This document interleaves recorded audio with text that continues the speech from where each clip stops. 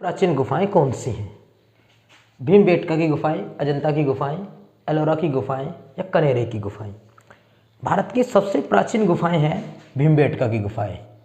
भीमबेटका की गुफाएं लगभग 30,000 वर्ष पुरानी हैं, जो पुरापाषाण काल से संबंधित है। ये गुफाएं मध्य प्रदेश के रायसेन जिले में हैं।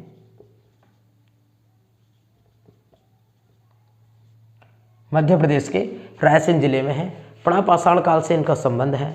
इनको वर्ष 2003 ईस्वी में यूनेस्को की विश्व धरोहर सूची में शामिल किया गया है, जबकि अजंता की गुफाएं महाराष्ट्र के औरंगाबाद में हैं, जो 2 शताब्दी ईस्वी पूर्व महाराष्ट्र के औरंगाबाद जिले में है और 2 शताब्दी पूर्व इनका निर्माण हुआ था। इन गुफाओं को 1983 ईस्वी में यूनेस्को की विश्व धरोहर सूची में शामिल किया गया। नेक्स्ट अगली गुफाएं एलोरा की गुफाएं। एलोरा की गुफाएं इनका संबंध बौद्ध धर्म से है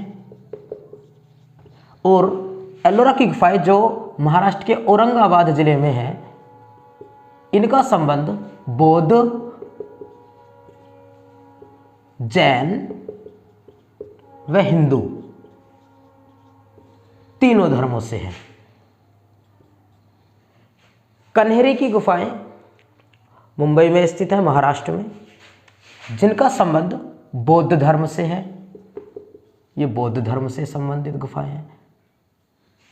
उदयगिरी या खंडगिरी की गुफाएं उड़ीसा में हैं, उड़ीसा के भुवनेश्वर में। ये सबसे पुरानी गुफाएं हैं जो रायसेन जिले में। अजंता की गुफाएं पूछता है महाराष्ट्र के किस जिले में? औरंगाबाद जिले में। एलोरा गुफाएं औरंगाबाद। कनेरे की गुफाएं मुंबई में है, इनका संबंध बौद्ध धर्म से है। और उदयगिरी व खंडगिरी की गुफाएं भुवनेश्वर में है, उड़ीसा में।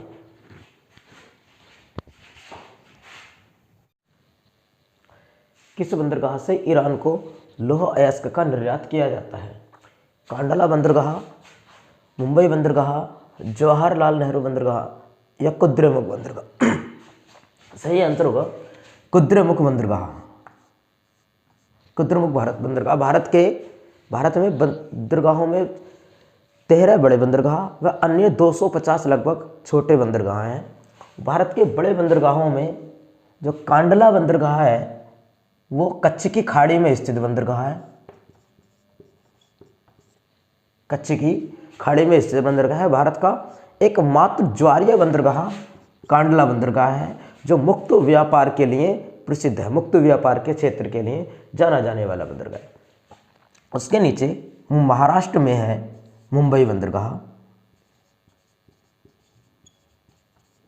मुंबई बंदरगाह महाराष्ट्र में है और यह बंदरगाह भारत का सबसे बड़ा बंदरगाह है।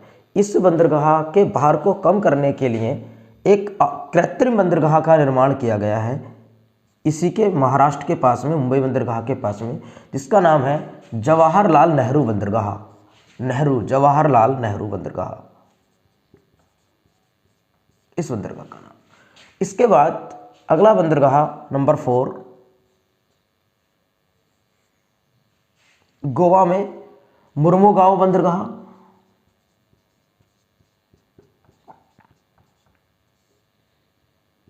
जो ज्वारी नदी पर बना हुआ है मुर्मुगांव बंदरगाह, यहां से जापान को लौह अयस्क का निर्यात किया जाता है। इसके नीचे कर्नाटक में है कुद्रेमुख बंदरगाह।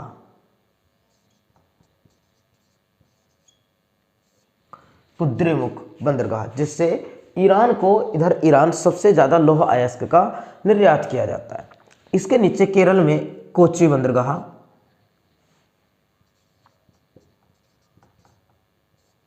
केरल में कोच्चि बंदरगाह है।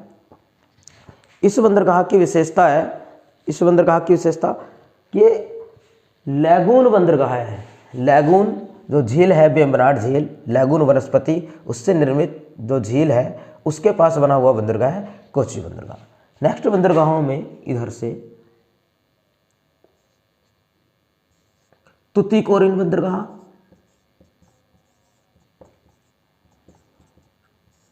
जो कि तमिलनाडु में है।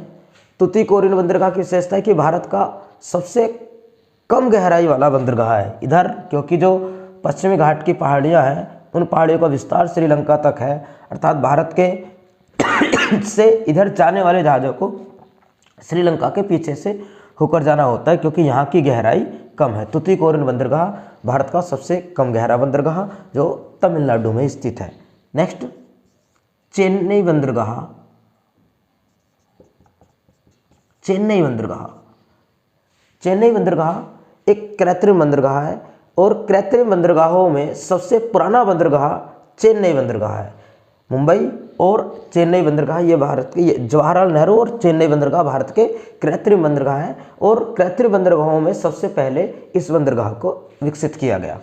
नेक्स्ट, एन्नोर बंदरगाह।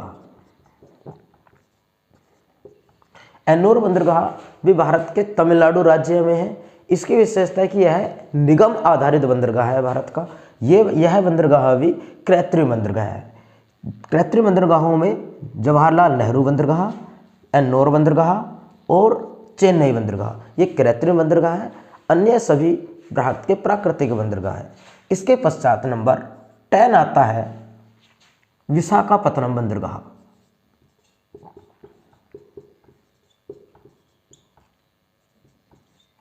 विशाखापत्तनम बंदरगाह आंध्र प्रदेश में है, जो भारत का सबसे गहरा बंदरगाह है और विशाखापत्तनम बंदरगाह भारत का सबसे सुरक्षित बंदरगाह है। विशाखापत्तनम बंदरगाह ऐसा बंदरगाह है जिस पोर्ट पर जहाज़ों की मरम्मत की व्यवस्था की गई है। एकमात्र ऐसा बंदरगाह जिस पर समुद्री जहाज़ों की मरम्मत की व्यवस्था की गई विशाखापत्तनम बंदरगाह सबसे सुरक्षित बंदरगाह। सबसे सुरक्षित बंदरगाह इसलिए क्योंकि यह डॉल्फिन नोज नामक चट्टान के पीछे बना हुआ बंदरगाह है, अर्थात समुद्र से आने वाली लहरें जब किनारे तक पहुँचती है तो किनारे पर पहुँचने से पहले यह डॉल्फिन नोज से टकराती हैं और यह बंदरगाह सुरक्षित बंदरगाह के रूप में गिना जाता है। नेक्स्ट, 11 नंबर बंदरगाह पारादीप बंदरगाह। पारादीप बंदरगाह भारत के उड़ीसा राज्य में है और इस बंदरगाह से चावल का निर्यात किया जाता है। चावल अनुसंधान संस्थान उड़ीसा में कटक में है। यही पारादीप बंदरगाह भारत में भारी जल के निर्यात के लिए जाना जाने वाला बंदरगाह है। नेक्स्ट, नंबर 12, ऊपर नंबर 12 कोलकाता बंदरगाह।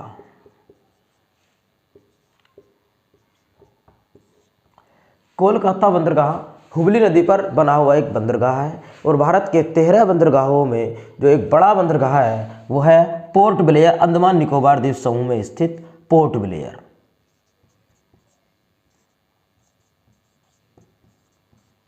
ये भारत के 13 बड़े बंदरगाह हैं।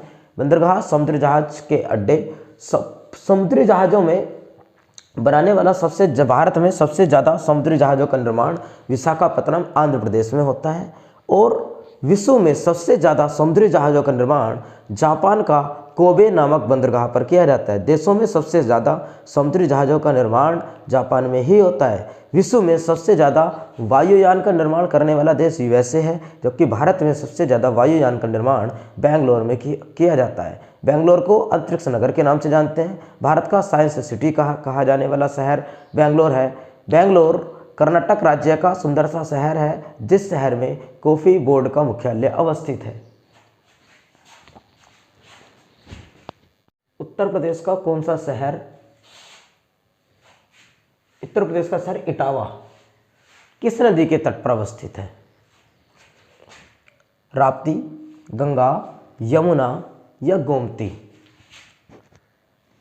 सही आंसर होगा यमुना नदी के तट पर। शहर इटावा, जो सबसे अधिक अवनलिका अपरतित जिला है प्रदेश का, इटावा व औरैया,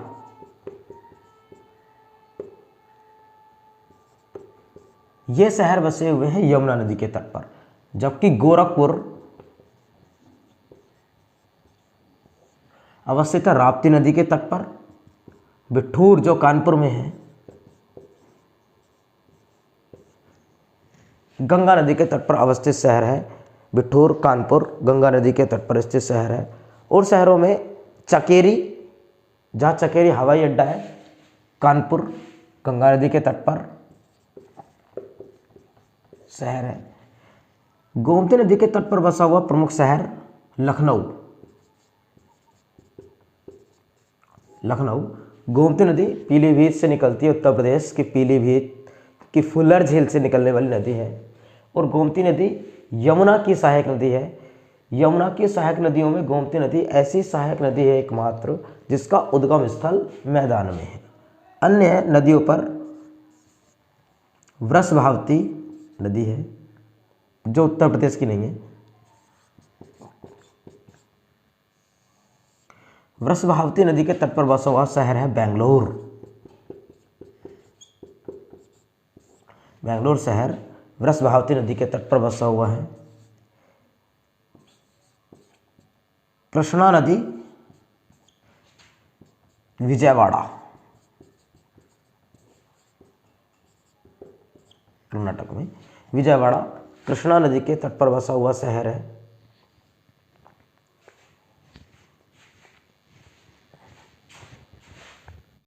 किसके मकबरे को लाल ताजमहल कहा जाता है? शेरशाह, हुमायूं, बीबी या सिकंदर? किसके मकबरे को लाल ताजमहल कहा जाता है? शेरशाह, हुमायूं, बीबी या सिकंदर? आंसर सही होगा, हुमायूं के मकबरे को लाल ताजमहल की संज्ञा दी जाती है। हुमायूं का मकबरा उसकी पत्नी के द्वारा निर्माण इसका कराया गया। और हुमायूं का मकबरा भारत में ऐसा मकबरा है जिस मकबरे को शामिल किया गया है यूनेस्को की विश्व धरोहर सूची में। इसको वर्ष 1993 ईस्वी में यूनेस्को की विश्व धरोहर सूची में शामिल किया गया। यह मकबरा 4 बाग शैली में निर्मित मकबरा है। 4 बाग शैली में निर्मित मकबरा है और इस मकबरे का निर्माण अफगान शैली के अंतर्गत हुआ है। अफगान शैली में निर्मित मकबरा है, जबकि भारत में पहला मकबरा जो अफगान और इंडिया शैली में निर्मित मकबरे में गिने जाते हैं उसमें सिकंदर लोदी का मकबरा ऐसा मकबरा है जो जिस मकबरे में 2 गुंबदों का प्रयोग हुआ है। सिकंदर लोदी के मकबरे में प्रथम बार 2 गुंबद का प्रयोग किया गया था। ये इंडो इस्लामिक शैली में निर्मित भारत का पहला मकबरा है, जबकि शेर शाह सूरी का मकबरा भी इंडो इस्लामिक शैली में निर्मित मकबरा है और यह मकबरा एक झील के मध्य सासाराम बिहार में अवस्थित है। बीबी का मकबरा औरंगाबाद में है।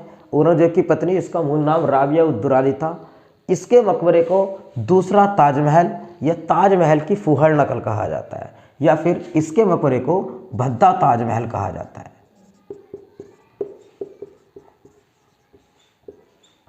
लाल ताजमहल हुमायूं का मकबरा, भद्दा या ताजमहल की फूहड़ नकल बीबी का मकबरा, और सफ़ेद ताजमहल जो शाहजहां का मकबरा है आगरा में, उसे कहा जाता है। बाबर का मकबरा भारत के बाहर बना हुआ है, पहले आगरा के आरामबाग में, उसके बाद अफगानिस्तान काबुल में उसका निर्माण कराया गया।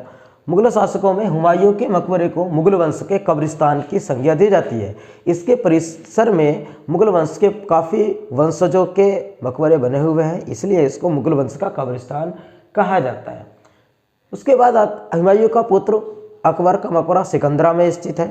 उसके बाद जहांगीर का मकबरा शाहदरा में है, लाहौर में, जो भारत के बाहर स्थित मकबरा है।